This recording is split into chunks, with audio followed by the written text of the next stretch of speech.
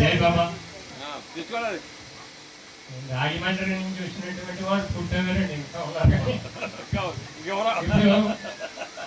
ముమ్మడివాడ నుంచి వచ్చారు మన ప్రసాద్ గారు. పెద్దాపురం నుంచి వచ్చారు ప్రసాద్ గారు.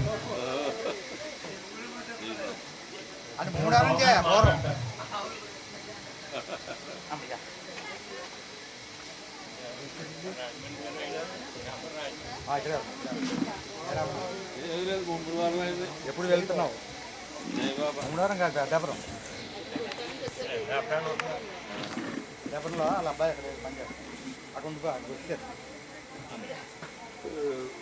సుజాత ఇది తినేదాకా కూర్చుంటాను. మరి ప్రేమతో ఇచ్చావు.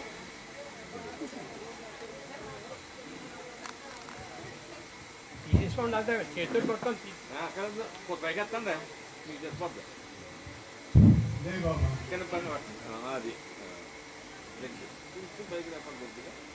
గురు బ్రహ్మ గురు విష్ణు గురుదేవో మహేశ్వర గురు సాక్షాత్ పరబ్రహ్మ తస్మై శ్రీ గురవే నమః. జై బాబా. ఈరోజు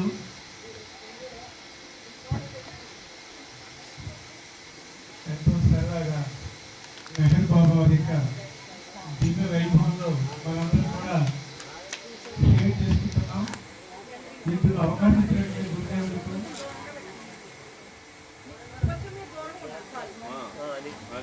మెహర్ బాబా దగ్గర ఉంటే రీసౌండ్ వచ్చింది. మనందరికీ కూడా గురుదేవులు అవకాశం రప్పిస్తున్నారు అని మనందరికీ తెలుసు. అందుచేత ఈ వార్షికోత్సవంలో మనందరం కూడా ఆయన ప్రేమను పంచుకోవడానికే వచ్చాం. ఎవరెవరు ఏ విధంగా బాబావారి సందేశాలు అందించినా అవన్నీ అన్నిటిలో ఉన్నటువంటి ఆ సారాన్ని ఆస్వాదిస్తూ ఆచరించి తప్పనిసరి అనుభవాన్ని పొందడానికి ఉద్దేశించబడ్డాయి ఈ సమావేశాలు. దీన్ని సహవాసము అన్నారు గురుదేవుడు. బాబా అన్నారు సహవాస పేరుతో తెలుస్తూ ఉంటాం. మీరు సహవాసం అంటే ఇచ్చిపుచ్చుకోవడమే సహవాసం అన్నారు. మనలో ఉన్నటువంటి సమస్త కల్మషాలు, స్వభావాలు, సంస్కారాలు ఇవన్నీ కూడా మెహర్ బాబా మనకి ఆధ్యాత్మిక మార్గంలో పురోగమించడానికి ఆటంకంగా ఉన్నటువంటి సమస్త కర్మలను ఆయన స్వీకరించి ఆధ్యాత్మికంగా పురోగమించడానికి అవసరమైనటువంటి సహాయాన్ని అందించడమే వారు మనకి ఇచ్చేటువంటి కానుక. అందుచేత మనందరం కూడా ఆధ్యాత్మికంగా పురోగమించాలంటే ముందు మనకి ఆ అనుభవం మనం పొందాలంటే అవగాహన అనేది ప్రధానం. అవగాహన లేకపోతే మనం ఆచరించడం కష్టం, ఆచరించకపోతే అనుభవం రాదు. అనుభవం రావాలంటే ఆచరించాలి, ఆచరించాలంటే అవగాహన పెంచుకోవాలి. అవగాహన పెంచుకోవాలంటే ఆయన సాహిత్యాలు మనం చదవాలి, లేదా చెప్పిన విషయాన్ని మనం ఆమూలాగ్రమం అవగాహన పంచుకోవాలి. ఇప్పటి వరకు మన మిత్రులందరూ చాలా బాగా చెప్పారు. అయితే ఇక్కడ నేను చెప్పదలుచుకున్నది ఏమిటంటే బాబా ఇచ్చినటువంటి ముఖ్యమైనటువంటి సందేశాలలో you and I not why but one అన్నారు.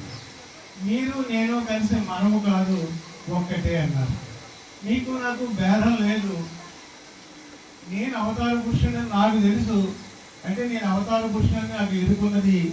నీవు కూడా ఒక రకంగా అవతార పురుషుడివే, కానీ నీకు ఆ ఎరుక లేదు. ఆ ఎరుకను ఇవ్వడానికి, సంబంధించిన జ్ఞానాన్ని ఇవ్వడానికి, నిన్ను మేలుకొల్పడానికి నేను వచ్చానని తెలియజేశాను. ఇక్కడ దీని కనుక ఈ విషయాన్ని మనం అర్థం చేసుకున్నట్లయితే ఈ చరాచర జగత్తంతా భగవంతుని యొక్క స్వరూపమే. ఈశావాస్య వెరగం సర్వం ఎత్తికించే జగత్యం జగత్. ఈ చరాచర జగత్తంతా భగవంతుని యొక్క సంకల్పం వల్లనే ఈ చరాచర సృష్టి ఏర్పడినది. ఈ ఏర్పడినటువంటి సృష్టి పంచభూతాత్మకమైనటువంటిది. అందుచేత అణువుగా కూడా భగవంతుడు ఉన్నాడు. భగవంతుడు లేని స్థానం లేదు. ఈ చరాచర జగత్తంతా తిథిలకాది బ్రహ్మ పర్యంతము ఆ భగవంతుడే, ఆ ఈశ్వరుడే ఉన్నాడు అని తెలియజేశారు. అందుచేత మరి మనలో ఎవరున్నారు అంటే ఆయనే ఉన్నాడు. అంటే ఈ సమస్త మానవాళిలోని ఉన్నది ఆయనే. ఈ సమస్త మానవాళిలో ఉన్నటువంటి ఉదాహరణకు మనం తీసుకున్నట్లయితే మనలో ఎవరున్నారంటే ఆయనే ఉన్నాడు. ఆత్మస్వరూపుడై ఆ అనుభవం మనకి లేని కారణంగా పరిమితమైనటువంటి భావాలకు, స్వభావాలతో, పరిమితమైనటువంటి సౌచితమైన భావాలతో, సంస్కారాలతో మనం బంధించబడి ఉన్నాము.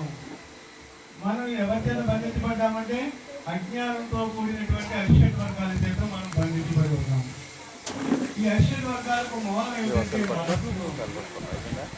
ఈ మనసు ఎక్కడి నుంచి వచ్చిందయ్యా అంటే సుదీర్ఘమైన ప్రయాణంలో అనేక రకాలైనటువంటి సంస్కారముల చేత అనుసరించబడి సంస్కారం యొక్క ప్రేరణ, సంస్కారం యొక్క వ్యక్తీకరణ మనస్సు. ఆ మనస్సుతో మనం ఆలోచిస్తూ తదనుగుణంగా జీవిస్తున్నాము. అందుకని అరిషడ్ వర్గాలే మనకు ఆటంకంగా నిలిచాయని తెలియజేశారు.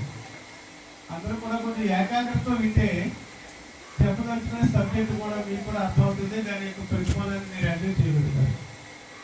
అందుకని ఇప్పుడు పూర్ణచంద్రలాగా అమృత ఆశ్చర్యంగా నేను చెప్పలేను, కానీ సబ్జెక్ట్ చెప్పడానికి కొంచెం ఉత్సాహంగా ముందుకు వచ్చినప్పుడు అందులో ఉన్న మూలాన్ని మీరు గుర్తించడానికి మీరు ఏకాగ్రతగా ఉండాలి. ఎందుకంటే కదిలే సూదిలో దారి పెట్టడం కష్టం. అటు ఇటు తలలు తిప్పుతూ మాట్లాడుతూ ఉంటే ఏకాగ్రత పాడైపోతుంది. దాని ద్వారా మీరు అభివృద్ధి పొందలేదు. ప్రతి మాటలో బాబా ఉన్నారు, ప్రతి కదలికలో బాబా ఉన్నారు, ప్రతి సందేశంలో బాబా ఉన్నారు అనే విషయాన్ని మీరు గుర్తిస్తే తప్పనిసరిగా మీరు ఎంజాయ్ చేయగలుగుతారు.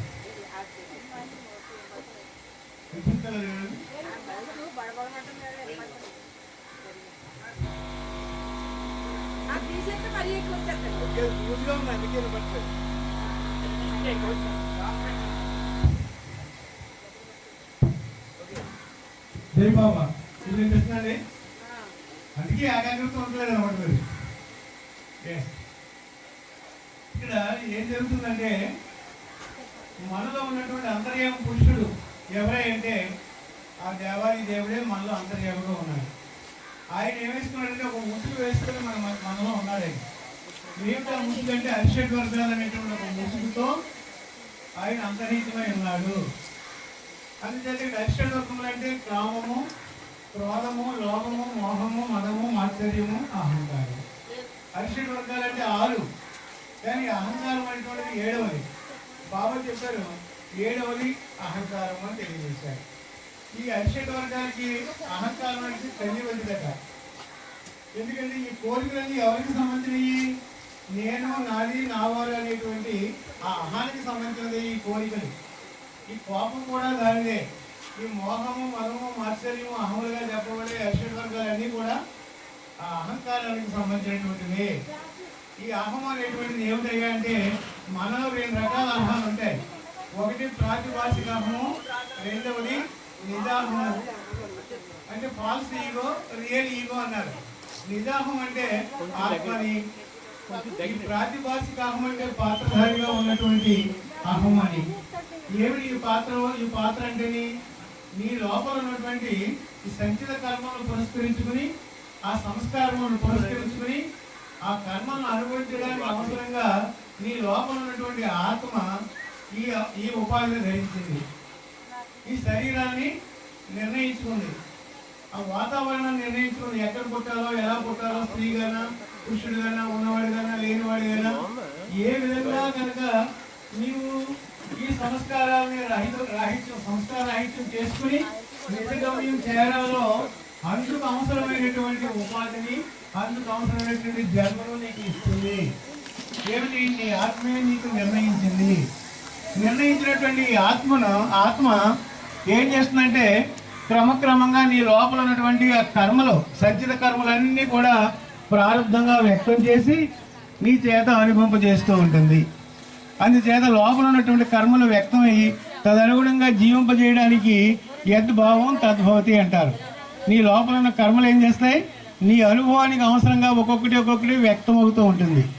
ఈ వ్యక్తమైనటువంటి కర్మలు ఇది భగవంతుని ప్రసాదంగా స్వీకరించి నీకు ఎలాంటి సంఘటన తారసపడినా ఇది భగవంతుని ఇచ్చగా భావించి నీవు తటస్థంగా బాబా ఇచ్చే జరుగుతుంది అనేటువంటి భావనతో నీ మనస్సు దృఢపరిచినప్పుడు ఆ కర్మ నీకు అది నీ అనుభవానికి వచ్చినటువంటి కర్మ నిర్వీర్యమైపోతుంది అన్నారు. లేనిదైపోతుంది. ఎప్పుడు అక్కడ సహనం ఉండాలి, ఓర్పు ఉండాలి, ప్రేమ ఉండాలి, దయ, క్షమాగుణాలు ఇలాంటివన్నీ నీ మనసులో మనం రోజు నేర్చుకోవాల్సింది, మన జీవితంలో చేర్చుకోవాల్సింది. ఈ క్షమాగుణాన్ని మనం చేర్చుకోవాలి. సహనము, ఓర్పు, ప్రేమ, జాలి, దయ, ఏకత్వము, ప్రేమతత్వం ఇవన్నీ కూడా మన జీవితంలో ఒక్కొక్కటి మనం సంపాదించుకోవాల్సినటువంటి వనరులు ఇవన్నీను. మరి మనం పోగొట్టుకోవాల్సినవి ఏమిటి? ఏది దైవానుభవానికి మనకు ఆటంకంగా ఉందో అవన్నీ ఒక్కొక్కటి గుర్తించాలి, విస్మరించాలి. ఎప్పుడైతే నువ్వు గుర్తించావో, నీకు ముఖాముఖి అది తారసపడిందో, అప్పుడు ఏమవుతుందంటే బాబా అన్నారు, నా నామాన్ని స్మరించు, అది రహితం అయిపోతుంది అన్నారు. ఎలాంటి నీ కష్టం తారసపడినా మెహర్ బాబా అని ఒక్కసారిగా నా నామాన్ని స్మరిస్తే నీకు నవ్వు పుట్టిస్తానన్నారు. మెహర్ బాబా ఇచ్చిన వాగ్దానం. అందుచేత మెహర్ బాబా అని ఒక్కసారి పిలిస్తే నాకు నీ లోపల ఉన్న కర్మలన్నీ కూడా పటాపంచలు అయిపోతాయి, రహితం అయిపోతాయి, నీ స్వభావాలన్నీ కూడా లేనివైపోతాయి అని బాబా పదే పదే తెలియజేశారు. అందుచేత నా నామం అంత శక్తివంతమైనది, నా రూపం అంత శక్తివంతమైనటువంటిది.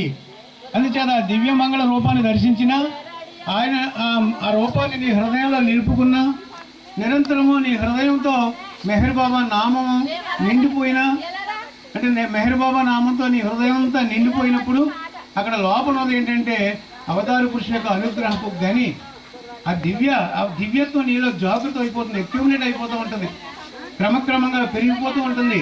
నీ జీవితానికి అది సహకరిస్తూ ఉంటుంది. మన జీవితం అంటే ఇది ఆషామాషి కాదు, ఒక అనుభవం కోసం ఉద్దేశించబడినది. ప్రతి కదలిక ముందుకు పురోగంపజేయడానికే ఉద్దేశించబడింది. అంచేత ప్రతి కదలికలోని మెహర్ బాబా యొక్క తత్వాన్ని, ఆయన ఇచ్చిన అవగాహనని మనం స్వీకరించినట్లయితే మన జీవితం స్వర్ణ యుగంగా మారిపోతుంది, స్వర్గతుల్యం అయిపోతుంది అని చెప్పారు. స్వర్గము నరకం అంటే ఇక్కడ ఏం లేదు. బాధించడమే నరకము, సుఖించడమే స్వర్గము. ఇప్పుడు మేము హాయిగా కూర్చున్నాం, ఇది స్వర్గమే. ఆకలేసింది, అయ్యో ఆకలేస్తుంది అనుకున్నాం, ఏదో కొంచెం బాధ అనిపిస్తుంది, తినేసాం, స్వర్గం. స్వర్గము ఎక్కడుందంటే అక్కడే ఉంది, నరకం ఎక్కడ ఉందంటే అక్కడే ఉంది. నువ్వు ఎక్కడో కొత్తగా ఏదో లోకాలు ఉన్నాయని మనం అనుకోక్కర్లేదు. అందుచేత బాధపడుతున్నాం, నరకంలో ఉన్నాం. వెంటనే బాబాయ్ ఉన్నారు, నరకంలోంచి స్వర్గంలోకి రావాలన్నారు. అంటే ఏంటి? డోంట్ వరీ, నువ్వు ఎందుకు బాధపడిపోతావు, మళ్ళీ కుమిలి ఎందుకు ఏడుస్తావు అయ్యా, వెంటనే నన్ను ప్రేమించు, లేదా బీ హ్యాపీ అన్నారు, సంతోషంగా ఉండి అన్నారు. అంటే స్వర్గంలోకి నువ్వే వచ్చాయన్నారు. ఆయనే తీసుకెళ్ళరు, మనమే వెళ్ళాలి. ఎలా వెళ్ళాలి? మార్పు చేసుకోవాలి. మరి బాధపడిపోతున్నప్పుడు బాబాని ఎలా నామస్మరణ చేయగలం? ఆయన చెప్పారు, బాధలో ఉన్నప్పుడు నా నామం స్మరించు, నీకు స్వర్గానుభవం ఇస్తాను, అంటే నవ్వు పుట్టిస్తాను, ఆనందాన్ని ఇస్తాను అని చెప్పారు. అందుచేత మనం అక్కడ చిన్న టెక్నిక్, చిన్న సందేశాలను గుర్తించాలి అవగాహనతో. అందుచేత మెహర్ బాబా దివ్యనామం ఎప్పుడైతే నీకు స్మరిస్తున్నావో వెంటనే నీకు నవ్వు పుట్టిస్తాను అన్నారంటే అది హ్యాపీ, సంతోషాన్ని కలిగిస్తారు. ప్రతి క్షణము స్వర్గము నరకము అనుభవిస్తూనే ఉంటాం. హాయిగా నిద్రపోయాం అనుకోండి, అది స్వర్గమేగా. అందుకని ప్రతి నిమిషము స్వర్గము నరకము ఒకదాని వెంబడి ఒకటి ఉంటా ఉంటుంది. సుఖము దుఃఖము. కోరిక అనే దానికి రెండు ఉంటాయట, ఒకటి సుఖము, రెండు దుఃఖము. కోరిక ఏం చేస్తుంది? దుఃఖాన్ని కోరుకుంటే సుఖం కూడా వస్తుంది, సుఖాన్ని కోరుకుంటే దుఃఖము దాని వెళ్ళంటే ఉంటుంది. గురుదేవులు మనం ఒక కార్యక్రమంలో చెప్పారు, ఏమనంటే సుఖము అనుభవిస్తున్నటువంటి వాడు దుఃఖానికి సంబంధించిన బీజం అక్కడ పడుతుందట. సుఖం అయ్యే లోపల మళ్ళీ బీజము, దుఃఖం అనే బీజం వ్యక్తమైపోయి దుఃఖానుభవంలో తీసుకుపోతూ ఉంటుంది.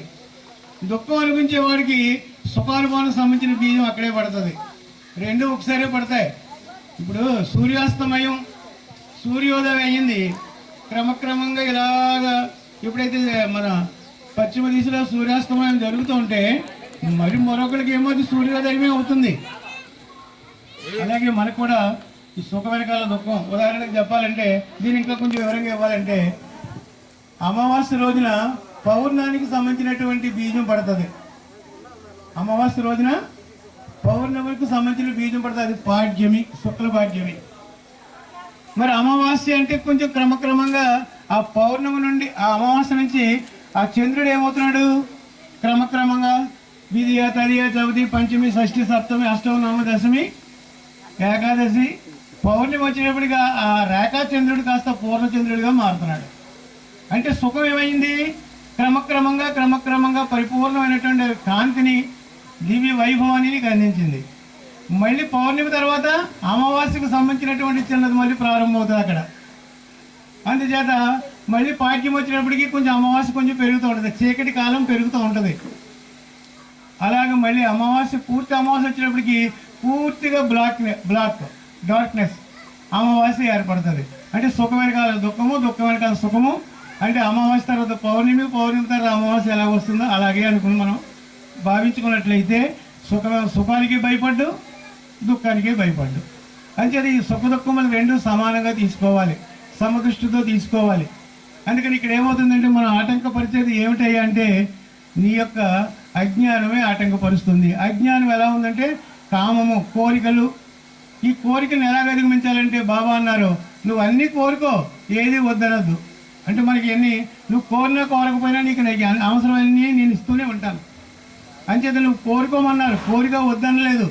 కానీ నీ చిల్లర కోరికలన్నీ నాకు ఇచ్చేస్తే నీకు నిజమైన కోరికలు నేను ఇస్తానన్నారు ఆయన. మరి అన్ని కోరికలలో నిజమైన కోరిక ఏమిటి?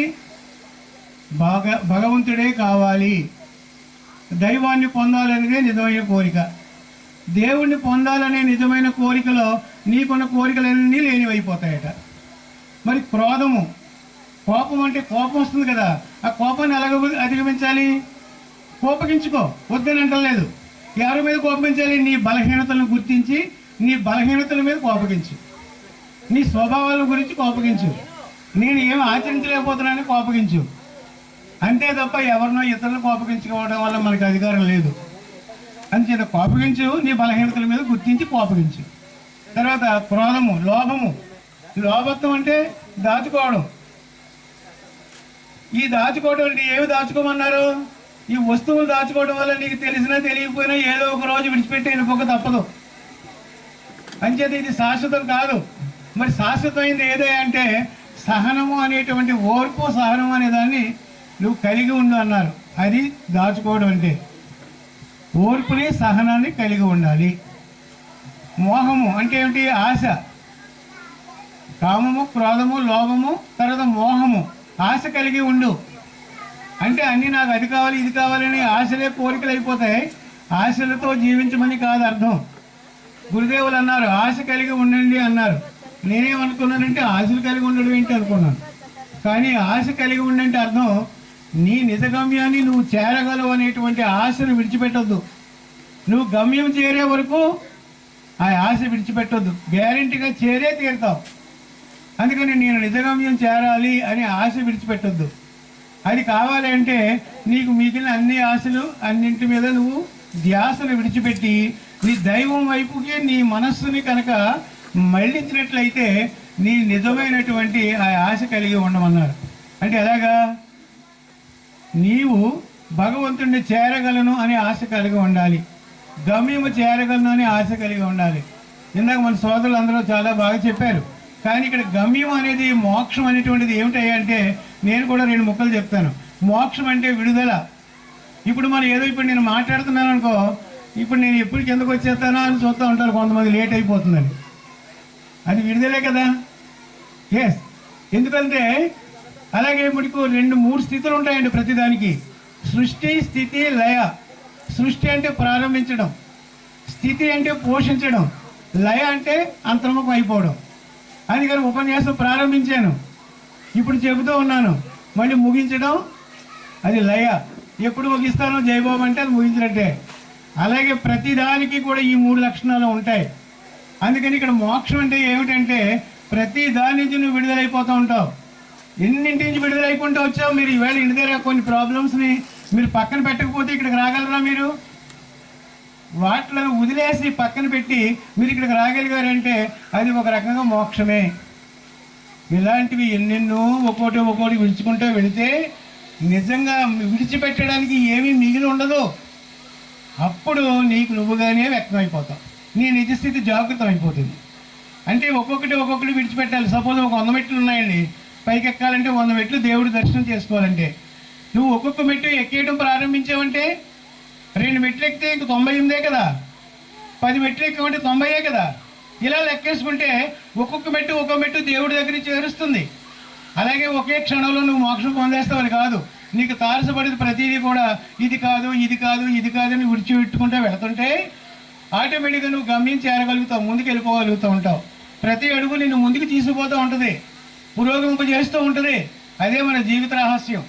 అందుచేత ఏది వృధా కాదు, ఏది నిన్ను ఎక్కడ ఆపదు, అంతా కూడా నీకు పురోగమనం వైపుగా నీ ప్రయాణం. ఇకపోతే మోక్షం అనేది ఏంటయ్యా అంటే ఏ క్షణంలోనైనా మోక్షం రావచ్చు. చనిపోవడం కాదు ఇక్కడ మోక్షం అంటే, విడుదల అవడమే మోక్షము. దేనికి శరీరానికి విడుదలైపోతే చనిపోవడం అంటారు. మరి శరీరం ఎరుకతో విడిచిపెట్టాలి, నీ మనస్సు నుంచి విడుదల అవ్వాలి. మనసు లేని స్థితి కదా మోక్షం అంటే. మనసు లేనప్పుడు భగవంతుడు వ్యక్తం అవుతాడు. నీ లోపల మనసు ఎప్పుడైతే పూర్తిగా లేనిది అయిపోయిందో అప్పుడు నీలోంచి వ్యక్తం అవుతాడు అనంతమైనటువంటి ఆ ఆ తేజోమూర్తి, ఆ దేవాది దేవుడు నీ లోపల నుంచి వ్యక్తం అవుతాడు. అలా వ్యక్తం అవ్వడమే నిజమైన మోక్షము. అందుచేత శరీరం విడిచిపెట్టడం మోక్షం కాదు. అలాగైతే పందులు, కుక్కలు, ఈ సమస్త జీవకోటి విడిచిపెట్టేస్తూనే ఉన్నాయి. అందుచేత నీకు ఎప్పుడైతే ఎరుకతో ఈ ఉపాధిలో ఉండగానే విలువలేమితనాన్ని గుర్తించి భగవంతుడే సత్యమనే భావనలో నువ్వు జీవిస్తూ ఉన్నప్పుడు అది నిజమైనటువంటి మోక్షము. అది క్రమక్రమంగా అనుభవానికి అందించేస్తూ ఉంటుంది. నువ్వు ఆచరించేది ఏంటి? అంతా భగవంతుడే అనుకుని ఆచరించాలి. నువ్వు చూస్తున్నావు, భగవంతుడు చూస్తున్నావు అనుకోవాలి. ఎవరిని చూస్తున్నావు? నీ సృష్టిలో దేవి చూసినా సరే నేను దేవుణ్ణే చూస్తున్నాను. చెట్టు రూపంలో ఉన్న భగవంతుడిని చూస్తున్నాను, పుస్తక రూపంలో ఉన్న భగవంతుడిని చూస్తున్నాను, మైక్ రూపంలో ఉన్న భగవంతుడిని చూస్తున్నాను, భార్య రూపంలో ఉన్న భగవంతుడిని చూస్తున్నాను, భర్త రూపంలో ఉన్న భగవంతుడిని చూస్తున్నాను, పిల్లల రూపంలో ఉన్న భగవంతుడిని చూస్తున్నాను. ఇలాగ రోజు ధ్యానం చేయండి, ఇలా రోజు అలవాటు చేసుకోండి. ఏది కనపడితే అదే భగవంతుడు. సర్వకాల సర్వస్తందు భగవంతుడు నీకు కాన్స్టెంట్ కంపెనీగా ఏర్పడిపోతాడు. అందుకని పని కట్టుకుని ఏం చేయక్కర్లేదు, ఈ చిన్న ప్రయత్నం చేయండి, తప్పనిసరిగా అనుభవంలో ప్రవేశింపజేస్తాను అన్నాడు బాబా. అంచేత భగవంతుడు కానిది సృష్టిలో ఏమీ లేదు అన్నప్పుడు, ఇప్పుడు తుకారాము పాపం ఆకలితో ఉండి భోజనం చేద్దామని క్యారేజ్ తెచ్చుకుని పక్కన పెట్టుకున్నాడు. తిందామని చేతులు కడుక్కొని వద్దామని లోపల ఈ కుక్క కట్టుకుని ఈ క్యారేజీ పట్టుకుని కుక్క వెళ్ళిపోతుంది. పాపం ఇతను ఇంత ఆకలితోటిని ఆ కుక్క వెనకాల నేతికిని పట్టుకుని బయలుదేరాడు. అంటే తుకారాం భక్తుడు ఎవరంటే శ్రీరాముడు. రామ ఆగు, నువ్వు ఉత్తి చపాతీలు తింటే కడుపు నిప్పురా, నెయ్యి కూడా పట్టుకొస్తున్నాను ఉండు అని చెప్పేసి పాపం ఎలాగోలాగో కుక్కను పట్టుకుని నెయ్యి కలిపి ఆ చపాతీలు ఆ కుక్కని తినిపించాడు పాపం. మనమైతే కరెక్ట్ బయలుదేరుతాం. సో తేడా ఎక్కడుంది? కుక్కలో కూడా శ్రీరామచంద్రుడు చూడగలిగాడు. మరి మనం కూడా బాబాను చూడడానికి ప్రయత్నిస్తే తప్పనిసరిగా నీ యొక్క పటాపంచలు అయిపోతాయి. నీలో ఉన్నటువంటి కల్మషాలన్నీ కరిగిపోతాయి, లేనివైపోతాయి. ఇలా అర్థం చేసుకోవాలి మనం. అందుకని ఎక్కడికక్కడే ఈవేళ మన కార్యక్రమానికి వచ్చామంటే ఏదో ఒక సందేశాన్ని వినాలి, ఆచరణలో పెట్టుకోవడానికి మనం ఎలాగా, ఎక్కడ, ఎవరు ఏం చెప్పారు ఆ విషయాలన్నీ కూడా పదిలంగా మనం దాని మీద మన అవగాహన పెంచుకుని దాని గురించి మాట్లాడుకుంటూ అదే మన జీవితంలో ఎలా ఆచరించాలో దాన్ని ప్రయత్నిస్తే ఈ కార్యక్రమానికి వచ్చిన ప్రతిఫలాన్ని మనం ఎంజాయ్ చేసిన వాళ్ళం అవుతాం. అంతేగాని వచ్చానమ్మా వెళ్ళానమ్మా ఇలాంటివన్నీ అది కేవలం తంతు కిందే మారిపోతుంది. తంతు కాదు, నిజమైనటువంటి ఆ తత్వాన్ని మనం తెలుసుకోవాలి. మెహర్ బాబా మనకి ఇచ్చినటువంటి ఆ జ్ఞానాన్ని, ఆ అనుభూతిని, అవగాహనని మన జీవితంలో అనుసంధించి ఆచరించగలిగినప్పుడు మాత్రమే ఆ మెహర్ బాబా యొక్క ప్రేమానుగ్రహానికి పాత్రలు కాగలమని, ఆయన అనుగ్రహం నిత్యము మనపై వర్షించాలని, మనం ఎలాగున్నా బాబా యొక్క నిత్య సాహచర్యంలో మనం ఉండేటట్టుగా ఆయన మనకు ఆశీస్సులు మనం స్వీకరించాలని, ఆయన ఇచ్చేది నిరంతరం అదే ఆశీస్సులు ఇస్తున్నారు. మనం స్వీకరించడంలోనే ఆ లోపం ఉన్నది. అందుకని ఆయన యొక్క దివ్య ప్రేమానుగ్రహాన్ని మనం నిరంతరము స్వీకరించే అర్హత మనం పొందాలని, అవసరమైనటువంటి సంసిద్ధతను మనకు ఇవ్వాలని మెహర్ బాబాను మనం త్రికరణ శుద్ధిగా ఆయన హృదయపూర్వకంగా మనం ఆయనను అర్థిస్తూ ఈ కార్యక్రమంలో మనందరం కూడా ఆయన సందేశాన్ని A to Z మన జీవితంలో అనుసంధింపబడాలని ఆయన అనుగ్రహించమని ఆయన్ని త్రికరణశుద్ధిగా మన అందరి తరపున ప్రేమతో ఆకాంక్షిస్తూ ఈ అవకాశం ఇచ్చినందుకు మీకు, మెహర్ బాబాకి, గురుదేవులకి, జగన్మాత అయిన శ్రీ గాయత్రి మాతకు అందరి తరపున ఉదయపూర్వక కృతజ్ఞతా వందనాలు తెలియజేస్తూ అవతార్ మెహర్ బాబా की जय। मातृश्री मेहर गायत्री देवी समेत सद्गुरु श्री मेहर चैतन्य जी महाराज की जय।